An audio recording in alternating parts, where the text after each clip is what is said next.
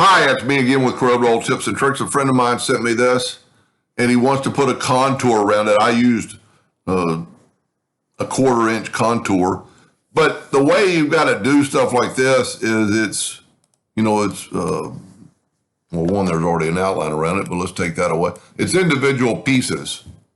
So the way I would do this, let's move this one out of the way, move our contour out of the way, and I am going to draw a box around it. I'm going to take my Smart Fill tool and I'm going to fill it in, and then I'm going to do that right there. I'm going to actually nudge it over. I am going to left click, right click, and what that did, that took out the black, because the solid and the black sometimes will give you problems. I'm going to go up to Object and break the curve apart, and then get rid of my box by hitting Delete.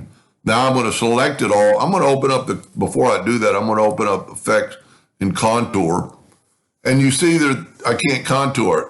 And I select it, I still can't contour it, because you've got to group it together, put it one group. So I'm going to group it. As soon as I do that, this comes up. Now this time I'm going to use rounded corners on it, and I'm going to hit Apply.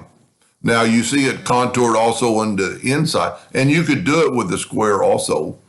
But let's go to Object now and break the contour apart and grab well, we can just do this, and then go up to Object and break the curve apart.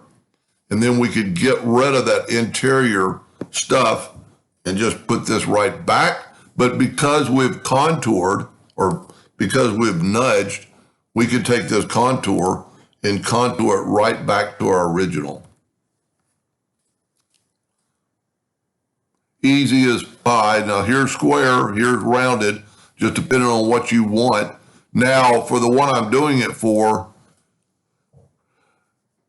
the letters aren't equally proportioned in your spot, and that's a terrible graphic of Texas. But I might make a second video on how to cure that. Anyway, I hope that helped a little bit, and thank you for watching.